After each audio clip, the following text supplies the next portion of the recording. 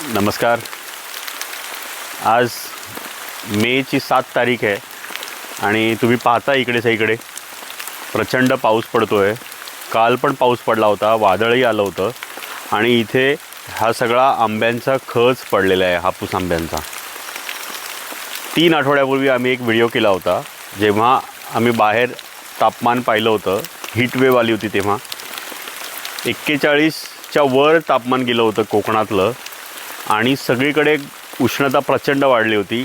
आणि आज इथे पाऊस पडतोय आणि थंडी वाजते।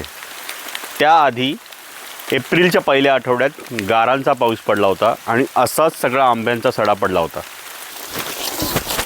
इथून पुढे कोकणासारखी आंब्याची शेती असो नाहीतर कांद्याची शेती नाशिकसारख्या भागांमधली किंवा द्राक्षाची शेती किंवा कुठलीही शेती असो, त्या प्रत्येक शेतीला या हवामान बदलावर उत्तर शोधावं लागणार आहे आणि शेतीत प्रचंड नुकसान होणार आहे शेतकऱ्यांचं। ही नांदी आहे त्याची। ही धोक्याची घंटा 3 आठवड्यापूर्वी आम्ही वाजवली होती आणि ती आत्ता सतत वाजवावी लागणार आहे, कारण कोकणातले हे काळे ढग हे नुसते ढग नाहीत, हे हवामान बदलाचे काळे ढग जे आपल्या सगळ्यांच्या डोक्यावर आता वाहत आहेत।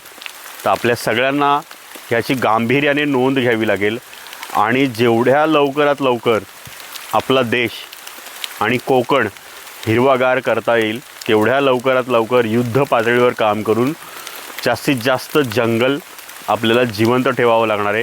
आहेत ती टिकवावी लागणार तर आहेतच, नवीनसुद्धा जंगलं तयार करावी लागणार आहेत।